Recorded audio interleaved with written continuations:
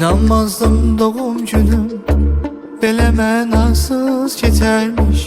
Nə vaxt sözümü güldürənim xəyallarımdan ötərmiş.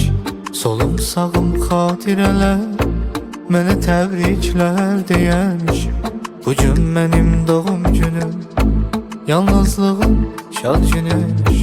İnanmazdım doğum günüm belə mənasız keçərmiş. Ne vaxt sözümü güldürənim xəyallarımdan ötərmiş. Solum sağım xatirələr mənə təbriklər deyərmiş. Bugün mənim doğum günüm, yalnızlığım şad günüymüş. Bugün mənim ad günümdür, geçmişdəki xatirəni şamlarda üfürdüyümdür.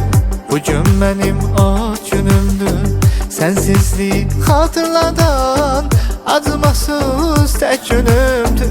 Bugün benim ad günümdür, geçmişteki hatirəni şamlarda üfürdüyümdür.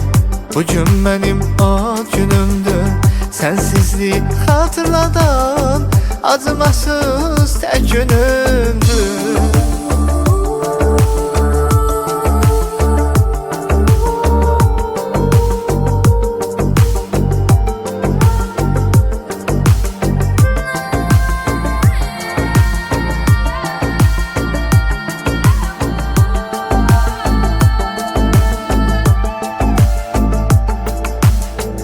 İnanmazdım doğum günüm belə mənasız keçərmiş.